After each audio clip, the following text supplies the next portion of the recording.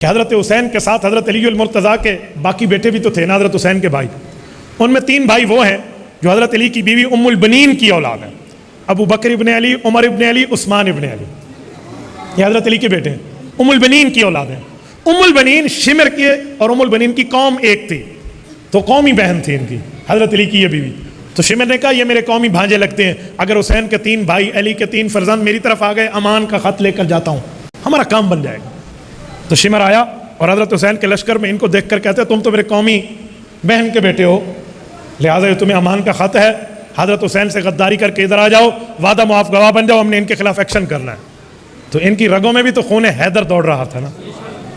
انہوں نے خط لیا اور شمر کے منہ پہ دے مار، کہے تمہارے خون میں یہ غداری ہے، ہم اپنے بھائی پہ جان وار دیں گے، غدار نہیں بنے. کربلا میں جناب ام البنین کا حصہ کتنا تھا کہ 4 بیٹے، کل 12 بیٹے شہید ہوئے اور 4 کے 4 بیٹے جناب ام البنین نے اسلام پہ قربان کر دیے، نام حسین پہ قربان کر دیا، راہ حسین پہ قربان کر دیے.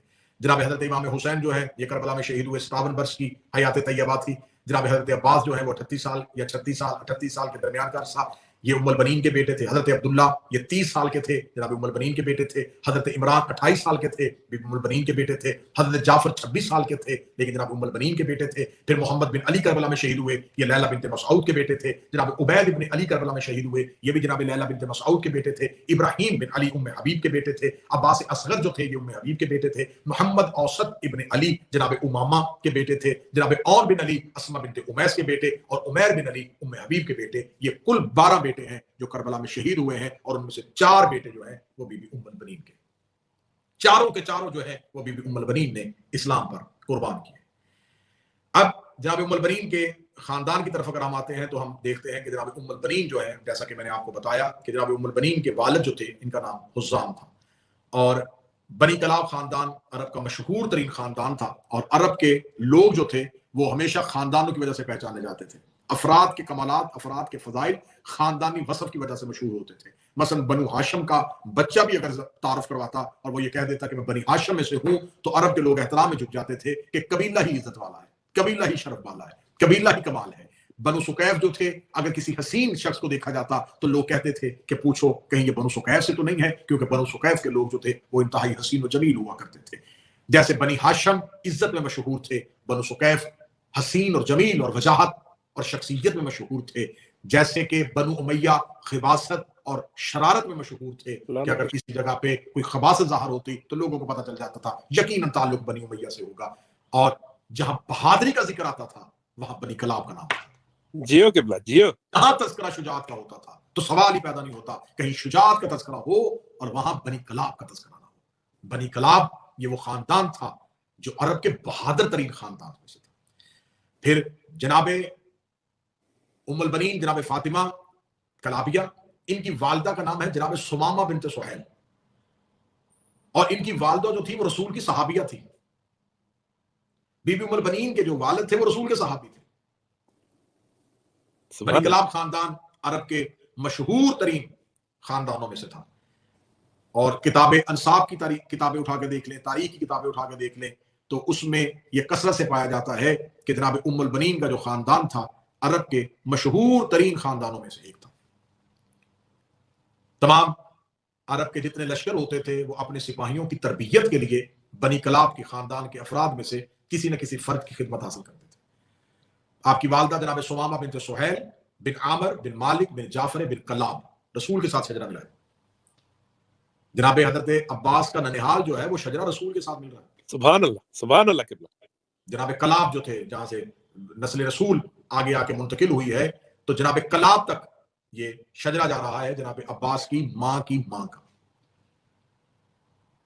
لہذا یہ اگر اس کو پیچھے لے کے جائیں تو جا کے نسل رسول کے ساتھ یہ منسلک ہو جائے گا. جناب ام البنین کی والدہ سمامہ اور والد حزام. مستورات میں اگر کوئی باوقار اس دور میں بی بی تھی تو بی بی ام البنین کی ماں تھی جو بنی کلاب میں مشہور تھی. اور بنی کلاب میں جو عزت اور وقار کی وجہ سے مشہور تھے وہ حضرت حزام تھے. یعنی کہ حضرت عباس کی جو پاک ماں بی بی فاطمہ ام البنین ہے، ان کی ماں اور ان کا باپ، کہیں بھی بہت کم ایسے تاریخ میں واقعات ملتے ہیں کہ جہاں ماں اور باپ دونوں ہی عزت میں برابر ہوں. سبحان اللہ. کسی کا باپ معتبر ہوگا، ماں مشہور نہیں ہوگی. یا کسی کی ماں عزت کے اعتبار سے معتبر ہے تو باپ مشہور نہیں ہوگا.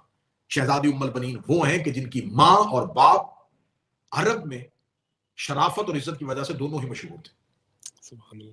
جناب عباس کی نانی کا احترام عرب کی عورتیں اس رشتہ ہونے سے پہلے بھی ایسے ہی کیا کرتی تھی جیسے کسی باعزت خواتین کا کیا جاتا ہے. اور جناب حزام ان کا بھی احترام ویسے ہی ہوتا تھا جیسا کہ عرب کے بہترین خاندان والے لوگوں کا ہوتا. یہ خاندان جو ہے یہ جب رسالت امام صلی اللہ علیہ وسلم نے مدینہ میں پہنچتے ہیں تو یہ خاندان بنی کلاب کے بہت سے افراد جو ہیں انہوں نے اس کا بہت تفصیلی ذکر کتابوں میں موجود ہے کہ بی بی ام البنین کے خاندان کے بہت سے افراد نے رسول کے ساتھ مختلف جنگوں میں شرکت کی ہے. بہت سے جنگوں کے مجاہدین جو تھے وہ بی بی ام البنین کے خاندان میں سے تھے. آپ کے والد حزام بن خالد بن ربیہ یہ اپنی قوم کے ساتھ ایک جگہ سفر کر رہے تھے. اب بی بی ام البنین کی بھی جو بات آ رہی ہے تو ایک جگہ پہ ایک رات ہو گئی تو انہوں نے اپنے پورے قبیلے کے افراد جو قوم کے کچھ فرد جن کے ساتھ یہ سفر میں تھے ان کے ساتھ انہوں نے قیام کیا. تو یہ قیام صحرا میں ہوا تھا. جناب حزام جو ہے انہوں نے خواب دیکھا کہ آسمان سے ایک قطرہ گرا ہے اور انہوں نے اپنی ہتھیلی آگے بڑھائی اور وہ قطرہ جو ہے ان کی ہتھیلی پہ آ کر رک گیا. انہوں نے خواب میں دیکھا کہ وہ جو پانی کا قطرہ آسمان سے آیا تھا وہ ہتھیلی پہ آ کے جم گیا ہے اور ایک سفید موتی کی صورت اختیار کر گیا. جو ہی انہوں نے پانی کے قطرے کو موتی بنتے ہوئے دیکھا تو انہوں نے اپنی مٹھی کو بند کر لیا اس موتی کو چھپانے کی خاطر کہ یہ میں کسی کو نہیں دوں گا, یہ مجھے اللہ کی طرف سے عنایت ہوا ہے. وہ خواب ہی میں دیکھ رہے ہیں کہ اسی اسنا میں ایک نورانی شخصیت جو ہے وہ اس کے سامنے ظاہر ہوئی اور انہیں سلام کر کے اشارہ کیا کہ یہ در مجھے دے دو. وہ گھوڑے پہ سوار تھے. جناب حزام نے خواب میں انہیں کہا کہ میں یہ در آپ کو کیسے دوں, مجھے نہیں پتا کہ آپ اس کی مجھے قیمت ادا کریں گے یا نہیں کریں گے. تو اس گھوڑا سوار نے کہا کہ میں اس کی قیمت تجھے یہ ادا کرتا ہوں کہ پہلا جملہ جو گھوڑا سوار نے کہا وہ یہ تھا کہ اس در کا حقیقی حقدار میں ہی. جیو قبلہ جیو. جناب حزام کی آنکھ کھلی اور آنکھ کھول کے تو انہوں نے فوراً قبیلے کے ایک بزرگ کو جا کے خواب سنایا کہ یہ خواب بڑا عجیب میں نے دیکھا ہے. تو اس بزرگ نے کہا کہ اللہ تمہیں ایک بیٹی دے گا, تو نے اس کی حفاظت کرنی ہے اور ایک بہت ہی با نسب با کمال شخص جو ہے وہ اس بیٹی کا حقدار بنے گا. جناب حزام نے جب یہ خواب دیکھا تو انہوں نے آ کے اپنی زوجہ جناب سمامہ کو اس خواب کے بارے میں واپس آ کے بتایا کہ میں نے ایسا خواب دیکھا اور اس خواب کی تعبیر مجھے یہ ملی ہے. جناب سمامہ کہتی ہیں کہ ادھر آپ نے خواب دیکھا ہے, ادھر میں نے خواب دیکھا ہے کہ میری گود میں آسمان سے ایک نور آ کے اترا ہے. یہ وہ واقعات بتا رہا ہوں کہ جب حضرت ام البنین دنیا میں آئی نہیں تھی. جیو قبلہ جیو. اسی خواب کے تعبیر میں اللہ نے جناب حزام اور جناب سمامہ کو ایک بیٹی دی. جب بیٹی دی تو آپ عربوں میں اس دور میں جب نام دیکھیں گے تو آپ کو نام اور طرح کے ملیں گے, لیکن جب یہ بیٹی ہوئی تو یہ خاندان رسول کے ساتھ اتنا منسلک خاندان تھا کہ انہوں نے بیٹی کا نام فاطمہ رکھا. سبحان اللہ. بیٹی کا نام فاطمہ رکھا. اس کے بارے میں تاریخ میں مختلف قسم کی مثالیں ملتی ہیں کہ شاید اس بیٹی کا نام فاطمہ رکھنے میں وہی خواب کے ساتھ کوئی مماثلت ہو, لیکن جناب فاطمہ وحیدیہ یہ بی بی سمامہ کی گود میں آئی. جب شہزادی تھوڑی سی بڑی ہوئی تو بی بی ام البنین صلوات اللہ علیہا نے پھر ایک خواب خود دیکھا. انہوں نے صبح اٹھ کے اپنی ماں جناب سمامہ بنت سہیل کی خدمت میں حاضر ہوئی. انہوں نے کہا کہ اماں میں نے خواب دیکھا ہے کہ آسمان سے 4 ستارے ٹوٹے ہیں جو میری گود میں آئے. ان میں سے 3 ستارے رہے لیکن چوتھا جیسے جیسے زمین کے قریب آتا گیا وہ چاند بنتا گیا. سبحان اللہ. اور ایک چاند میری گود میں آ گیا اور 3 ستاروں نے میرا طواف کرنا شروع کر دیا. جناب سمامہ اسی بزرگ کے پاس گئیں جن کو جناب حزام نے خواب سنایا تھا. ان سے جا کے کہا کہ ایک دفعہ میرے شوہر نے آپ کو خواب سنایا تھا تو آپ نے اس کی تعبیر بتائی تھی کہ اللہ تجھے ایک بیٹی دے گا, اس کی حفاظت کرنا, اور آپ کے خواب کی تعبیر بالکل برحق ہوئی اور اللہ نے ہمیں ایک باعزت بیٹی عطا فرمائی.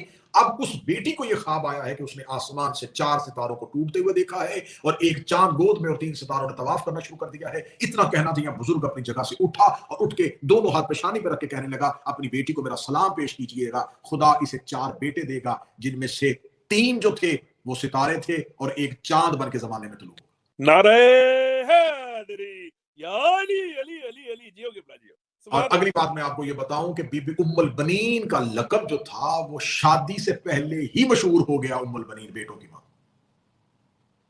ये बेटों के बाद उम्मुल बनीन नहीं बनी।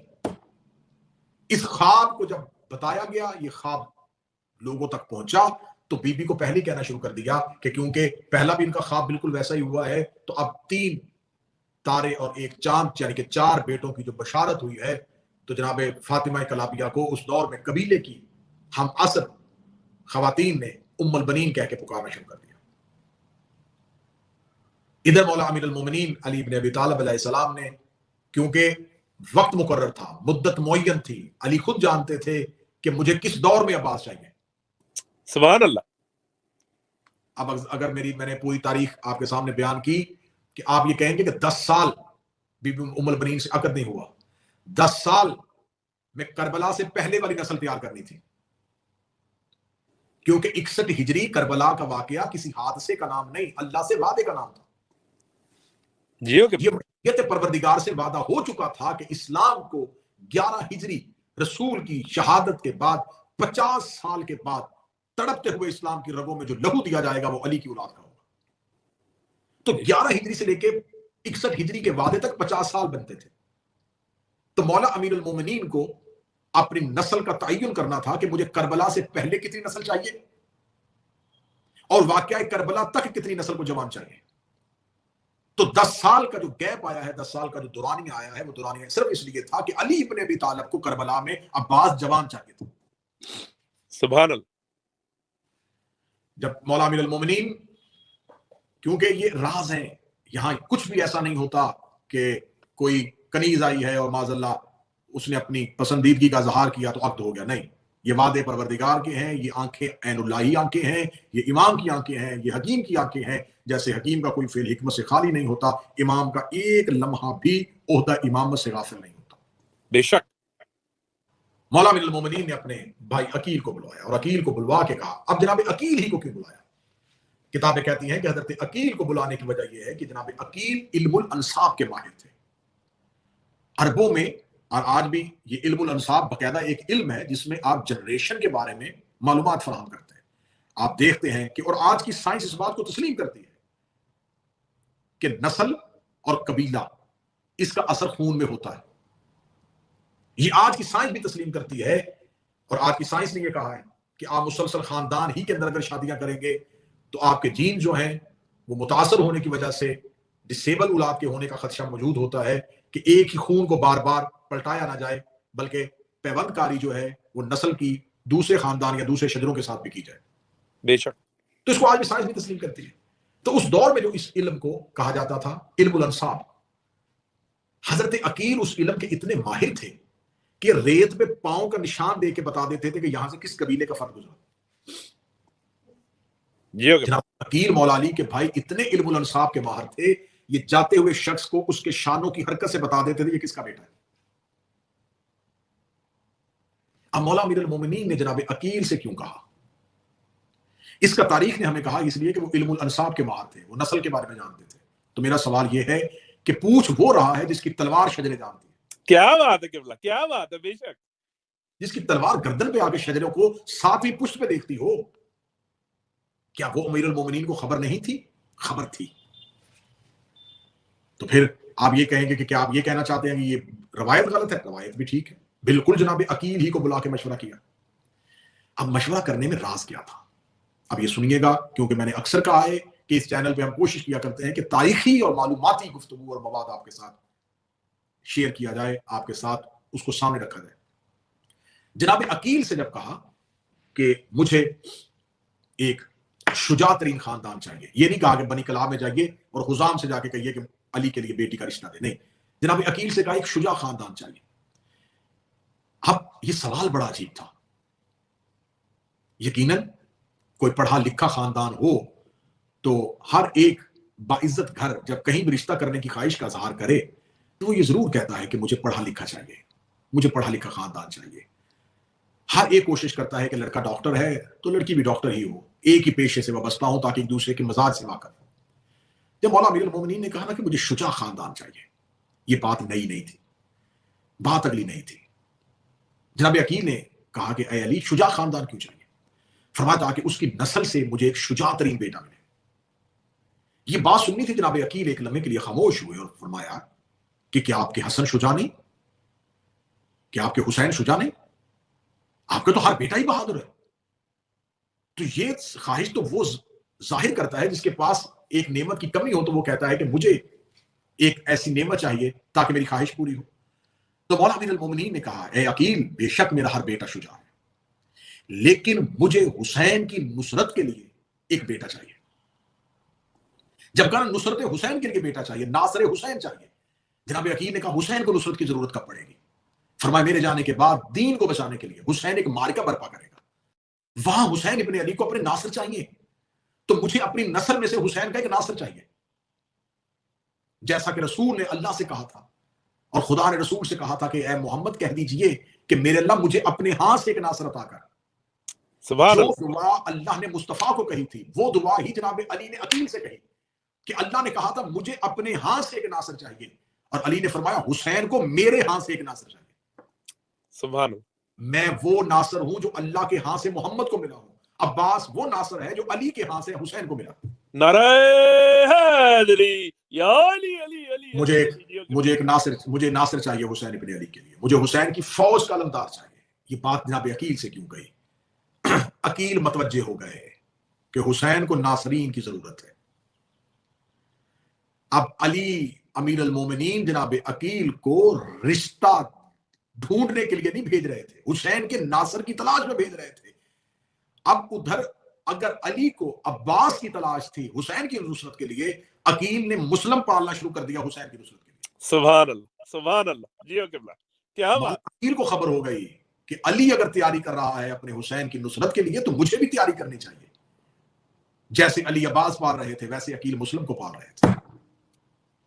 اب جناب عقیل جو ہے وہ جناب بنی کلاب خاندان میں جناب حزام کے پاس جاتے ہیں، اور حزام کے پاس جا کے، یہ بڑا لمبا چوڑا واقعہ میں بہت سی مجالس میں سے بیان بھی کر چکا ہوں، بڑی جلدی سے گزروں گا۔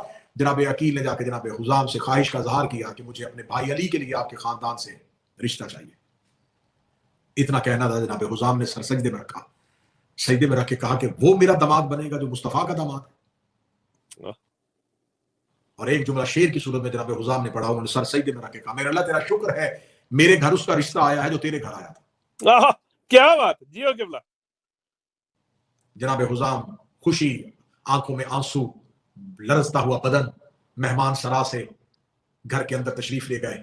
سمامہ بنت سہیل نے، جناب عباس کی نانی نے، ام البنین کی ماں نے اپنے بہادر ترین شوہر کو، جس جری کو ہمیشہ میدان میں جرأت کا نشان بنتے ہوئے دیکھا تھا، جس کی آنکھوں میں ہمیشہ روب دیکھا تھا، جس کی پیشانی پہ ہمیشہ وقار دیکھا تھا، جس کے چہرے پہ ہمیشہ تمکنت چمکتی تھی، جس کا روب اور وقار عرب میں مشہور تھا، جناب سمامہ بنت سہیل نے پہلی بار حسین کی آنکھوں میں آنسو، چہرے پہ پیراہٹ، جھکا ہوا کمر، جھکا ہوا سر، کانپتا ہوا بدن دیکھا۔ سمامہ بنت سہیل حضرت حزام کے قدموں میں بیٹھی، بیٹھ کے کہنے لگی اے عرب کے جری ترین انسان، اے عرب کے بہادر ترین انسان، بنی کلاب آپ پہ فخر کرتا ہے، عرب کے لوگ آپ کا نام اپنی تلوار پہ کنندہ کرواتے ہیں، عرب کے قبائل آپ کے قبیلے پہ فخر کرتے ہیں۔ میں نے پہلی بار آپ کی یہ حالت دیکھی ہے، یہ کوئی میدان جنگ تو نہیں ہے، کوئی مہمان ملنے کے لیے آیا ہے۔ اتنا کہنا تھا، کانپتے ہوئے بدن سے حزام کی آواز آئی، اے سمامہ بنت سہیل جو میرے گھر آیا ہے یہ عام فرد نہیں ہے، یہ سردار کعبہ کا بیٹا، یہ رئیس مکہ کا بیٹا، یہ متولی کعبہ کا بیٹا، یہ رئیس الحرم کا بیٹا، یہ رئیس عرب کا بیٹا، یہ سردار فتح کا بیٹا، یہ ابو طالب کا بیٹا ہے، نام اس کا عقیل ہے۔ اتنا کہنا تھا، بی بی سمامہ کہتی ہے حسام ذرا ہوش کیجئے، اگر وہ ابو طالب کا بیٹا ہے، آپ بھی تو حسام بن خالد ہیں، آپ بھی تو بنی کلاب کے بہت بڑے سردار ہیں، سردار سرداروں سے ملنے آ جاتے ہیں، سرداروں کی اولاد سرداروں کی اولاد سے ملنے آ جاتی ہے، ایک بڑے سردار کا بیٹا ایک بڑے سردار سے ملنے کے لیے آیا تو آپ کے چہرے پہ گھبراہٹ کیوں ہے؟ فرمایا ملنے سے، ملاقات کی وجہ سے گھبرا نہیں رہا۔ اس نے خواہش کا اظہار کیا ہے۔ فرمایا کون سی خواہش؟ کہنے لگے وہ اپنے بھائی کا رشتہ لے کے آیا ہے۔ اتنا کہنا تھا، جناب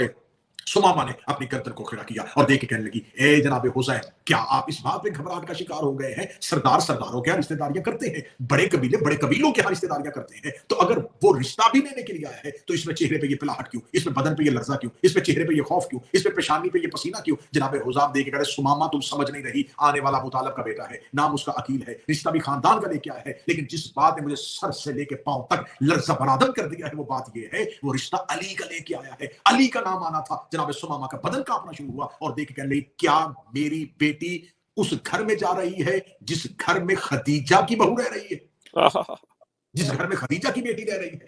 میری بیٹی اور خدیجہ کی بیٹی ایک گھر میں؟ کیا میری بیٹی اس گھر میں جائے گی جو دماد خدیجہ ہے؟ اتنا کہنا تھا، حزام کا بدن کانپ رہا ہے، سمامہ کا بدن کانپ رہا ہے، نام علی سننا تھا، ماں اور باپ محو گفتگو تھے، یا حجرے کا پردہ اٹھا، فاطمہ کلابیہ ام البنین شہزادی جلدی سے باہر آئی، دروازے پہ آ کے کہتی اماں ذرا اندر آ کے میری بات سنیے گا۔ حسام دروازے پہ کھڑے ہو گئے، سمامہ بنت سہیل اندر گئی، اندر جا کے کہتی ہے اے فاطمہ تمہیں بہت بڑی خبر دینے کے لیے آئی ہوں، تمہیں خبر ہے کہ ہمارے گھر میں کون مہمان آیا ہے، کس غرض سے آیا ہے؟ جناب ام البنین کہتی ہے اماں مجھے مہمان کا بعد میں بتائیے گا، سوال بعد میں بتائیے گا، غرض بعد میں بتائیے گا۔ اماں میں بہت راتوں سے خواب دیکھ رہی ہوں، اماں میں وہ خواب ہر ایک سے چھپا رہی تھی، اماں میں خواب دیکھتی تھی، روزانہ میرے حجرے میں ایک نور ظاہر ہوتا تھا، روزانہ میرے حجرے میں ایک نور ظاہر ہوتا تھا، میں اپنے خواب سے بیدار ہو جاتی تھی، میں دیکھنا چاہتی تھی آخر اس خواب کی حقیقت کیا ہے۔ اماں یہ جو ابھی شب گزری ہے میں نے خواب دیکھا ہے، میرے حجرے میں ایک نور ظاہر ہوا، وہ نور پھٹا، اس نور کے حالے نے جب اپنے آپ کو کھولا تو اس کے اندر سے ایک نور کی اماری برآمد ہوئی، 4 باعزت مستورات تھیں جنہوں نے اس اماری کے پردوں کو اٹھایا ہوا تھا، اس کے اوپر ریشمی پردے تھے، اس پردوں کے پلو جو ہے وہ 4 کنیزوں نے پکڑے ہوئے تھے، وہ کنیزیں اتنی پردہ دار تھی، اتنی باکمال تھی، اتنی باعزت تھی کہ میں ڈر گئی، جن کی کنیزیں اتنی باعزت ہیں، اللہ جانے اس اماری میں کون سی رئیسہ ہے، کون سی شہزادی ہے۔ میں نے ان بیبیوں سے پوچھا آپ کون ہو؟ اس میں ایک نے کہا اے فاطمہ کلابیہ میرا نام مریم بنت عمران ہے، دوسرے نے کہا میرا نام آسیہ ہے، تیسرے نے کہا میرا نام حوا ہے، چوتھی نے کہا میرا نام سارہ ہے۔ جب میں نے ان بیبیوں کو دیکھا کہ یہ باعزت مستورات، تو میں نے کہا اتنی عزت والی مستورات، عیسیٰ کی ماں جناب آسیہ، ابراہیم کی زوجہ جناب حوا آدم کی بیوی، یہ اتنی عزت والی مستورات میرے گھر آئی ہیں، تو پردے کے اندر کون ہے؟ فرمایا فاطمہ احترام کے لیے اٹھ کے کھڑی ہو، ہماری آقا زادی سیدۃ نساء العالمین فاطمہ بنت محمد تم سے ملنے کے لیے آئی ہیں۔ اتنا کہنا تھا، میں اٹھی تو اس شہزادی نے اپنے حجاب کے اندر سے ایک نور نکال کے میری گود میں رکھا اور رکھ کے کہا اے فاطمہ کلابیہ مبارک ہو، تم میرے بیٹے کی ماں بننے جا رہی ہے۔ اللہم صلی اللہ محمد وعلی محمد۔ جیو قبلہ جیو۔ تم میرے بیٹے کی ماں بننے جا رہی ہے۔ اتنا کہنا تھا، باپ بھی رو پڑا، ماں بھی رو پڑی اور بیٹی بھی رو پڑی۔ وقت تمام ہو گیا، تفصیلات اتنی ہیں کہ خم سے نہیں اشرے پڑھے جائیں۔ بی بی ام البنین کے خاندان پہ، بی بی ام البنین کے فضائل پہ، بی بی ام البنین کی عزت پہ شہزادی ام البنین مولا امیر المومنین کے گھر پہنچتی ہیں۔ جو ہی ڈیوڑی پہ آ کے سواری کو روکا جاتا ہے تو بنی ہاشم کے گھر کی خواتین کا یہ دستور تھا، کنیزیں پردے کے ساتھ ہی اندر لے کے آتی تھی۔ ہمیشہ مستور کا پردہ دروازے تک ہوتا ہے، ڈیوڑی میں نہیں ہوتا، لیکن بنی ہاشم کی گھر کی مستورات کا پردہ 4 دیواری کے اندر بھی وہی ہوتا تھا جو گھر کے باہر ہوتا تھا۔ بی بی ام البنین کا سواری دہلیز امیر المومنین پہ آئی، کنیزوں نے چادر چاروں طرف تانی، شہزادی ام البنین نے کہا کنیزوں سے ایک لمحے کے لیے مجھے دروازے پہ روکو۔ دروازے پہ رک کے بی بی ام البنین نے دروازے پہ اپنی پیشانی کو رکھا، پیشانی کو رکھ کے شہزادی ام البنین رو کے کہتی ہے اے فرشتوں کی آمد و رفت کی جگہ، اے وہ دہلیز جس کی قسم اللہ قرآن میں کھاتا ہے، اے چوکھٹ زہرا گواہی دینا، جب فاطمہ کلابیہ اس چوکھٹ پہ آئی میں نے پاؤں نہیں رکھا، میں نے پیشانی رکھی۔ میں اس گھر میں مالکن بن کے نہیں، کنیز بن کے آئی۔